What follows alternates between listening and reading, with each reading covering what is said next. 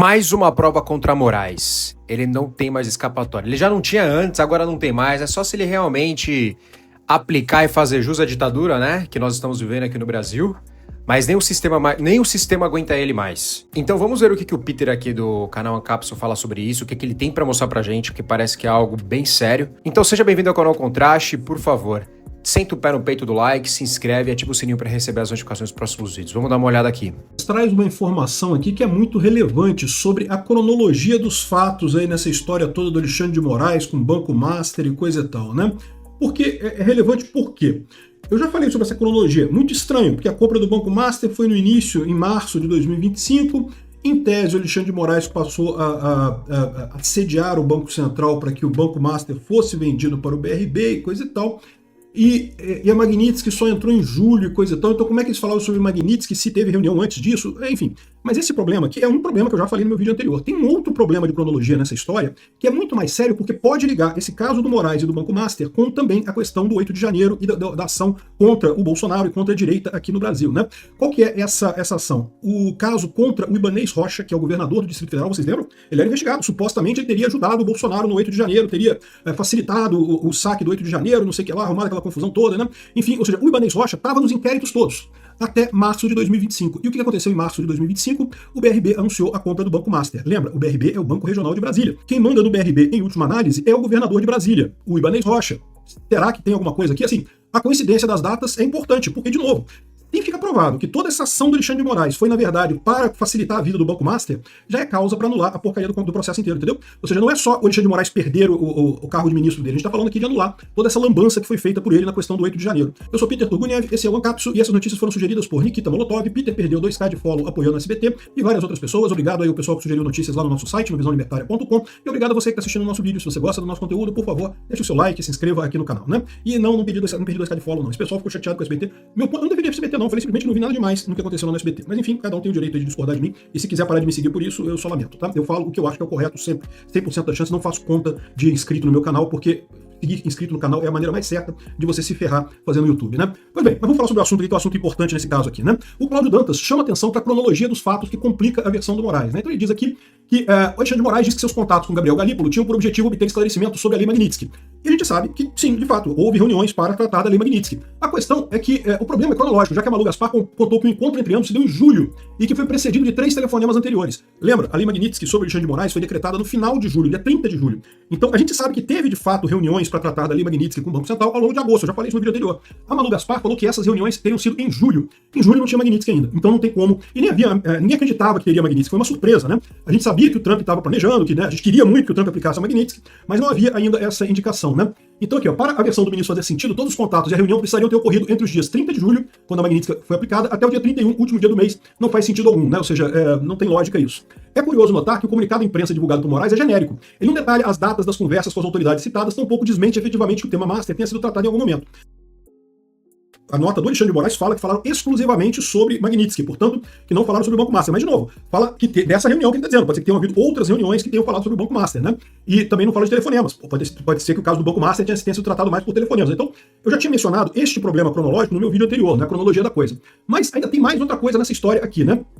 Ele ressalta aqui que há uma outra questão cronológica ainda mais sensível. Segundo o Globo, o contrato com a esposa do ministro teria sido assinado em janeiro de 2024, muito antes da investigação do Ministério Público Federal sobre a aquisição do BRB e as carteiras problemáticas do Master. Ou seja, no início de 2024, a gente ainda não tinha nenhuma indicação sobre os problemas do Master. Os primeiros problemas do Master começaram a aparecer em meados de 2024. Eu fiz um vídeo naquela época, foi quando 2 diretores da Caixa Econômica Federal se recusaram a avalizar o empréstimo, e daí eles foram demitidos, uma coisa absurda, né? O governo Lula querendo dar dinheiro pro Vorcaro, impressionante, não sei o que lá.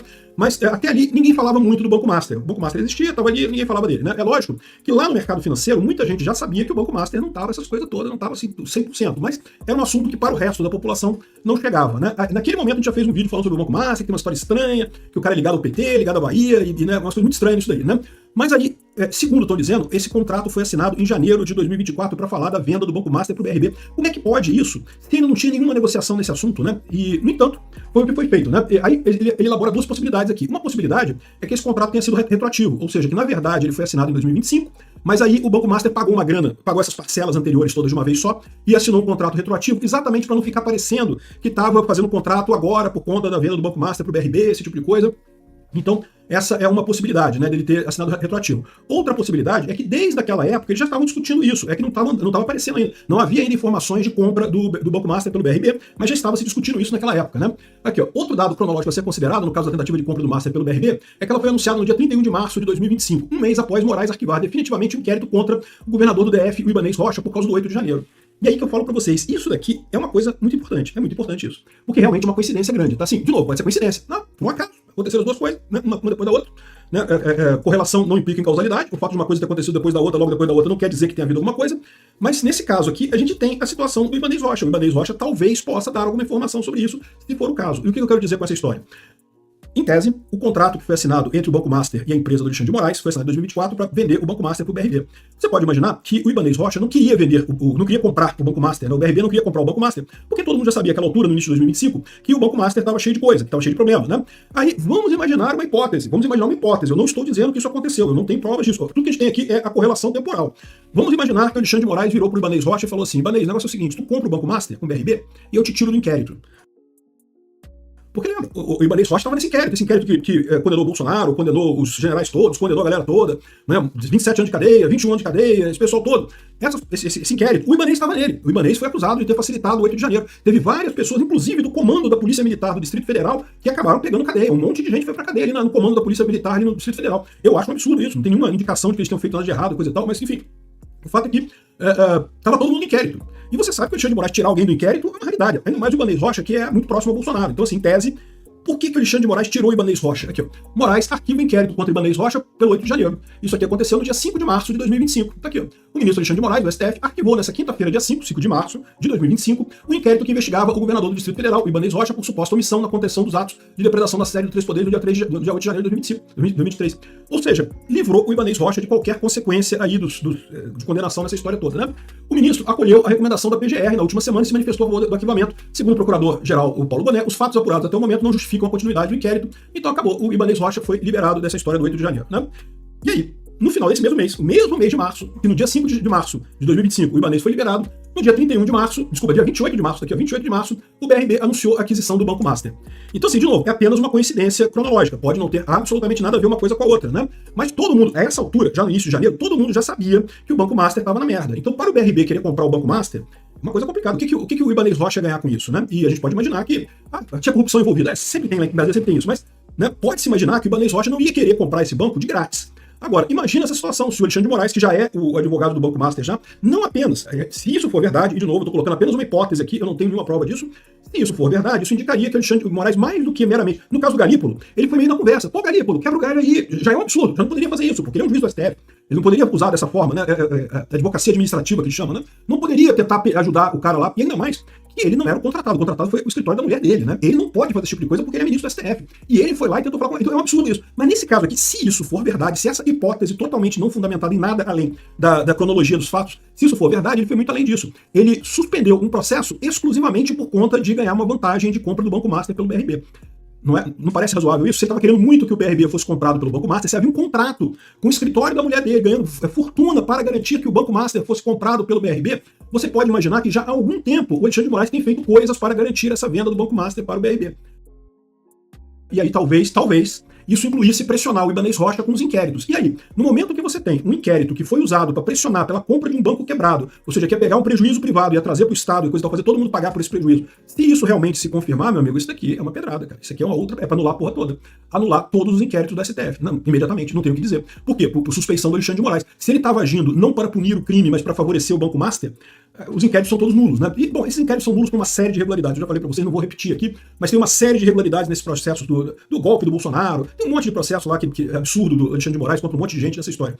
Mas se você mostra um caso desse, se fica clara essa ligação, entendeu o problema? Porque até aqui você tinha a seguinte situação. O Alexandre de Moraes está metido num problema com o Banco Master e o Banco Central. Beleza, ele pode perder o cargo dele, depois ele pode perder o cargo. Mas isso não muda nada. Os inquéritos do Bolsonaro, o Bolsonaro continua preso, né? Os inquéritos continuam, não quer dizer que tem alguma coisa a ver com aquilo ali. Agora não, agora a coisa muda de figura. Agora você tem a situação de que o Alexandre de Moraes mexeu nos inquéritos, lá tomou decisões dentro dos inquéritos para favorecer o Banco Master de uma forma ou de outra. Né? De novo, se isso ficar comprovado. E aí, qual que é a vantagem que eu digo para vocês? A vantagem é que se realmente isso existir, eu consigo entender que o Ibanez Rocha não falou nada até aqui, por quê? Porque, porra, tá todo mundo com medo pra cadeia, né? O Alexandre de Moraes bota qualquer um na cadeia por qualquer coisa, o Ibanez Rocha tava lá no inquérito do 8 de janeiro, o Ibanez seca, ficou quieto, não falou nada porque, né? Mas vamos supor que o Alexandre de Moraes caia, que ele seja destituído como ministro do STF, a gente já viu que tem gente falando isso aí, tanto pelo caminho do impeachment de ministro via o Senado, como também por crime comum, cara. Crime comum que ele fez aqui, bota o cara na cadeia direto, não precisa nem de fazer impeachment, não, bota o cara na cadeia. O Fachin, em tese, pode abrir ação contra ele, pode até determinar a prisão preventiva do cara, já botar o Alexandre de Moraes na cadeia. Mas, em princípio, pelo caso do Alexandre de Moraes com o Garípolo, os outros processos todos, o processo do, entre aspas, golpe do Alexandre de Moraes, essas acusações todas contra o pessoal do Rio de Janeiro, acusação contra o Bolsonaro, coisa e tal, em princípio não muda nada, porque, né, não tem nada a ver com o Master. Agora tem. Se essa coisa aqui for verdade, agora tem. E aí o que pode acontecer? Uma vez que o Alexandre de Moraes já caiu em desgraça, o Ibanez Rocha pode trazer pra gente as informações que ele sabe. Se o Ibanez Rocha trouxer as informações certinhas, não é uma coisa bacana pro Ibanez, tá? Porque ele, em tese, também participou desse negócio, ele também acabou sendo coagido a isso, mas se ele conseguir caracterizar isso como coação, ou seja, que ele não é que ele concordou em fazer a corrupção, é que ele foi forçado a fazer a corrupção, estavam ameaçando ele com cadeia se ele não fizesse a corrupção. Isso não é corrupção, isso é extorsão. Ou seja, ele é vítima de extorsão, não é alguém que corrompeu-se no exercício do mandato, né? Então, não sei não, eu acho que tem uma possibilidade bacana disso aqui rolar. Realmente, essa cronologia do Ibanez Rocha aqui, do Banco Master e da compra do Banco Master pelo BRB e o 8 de janeiro, cara, você joga por terra tudo, cara. Joga tudo por terra.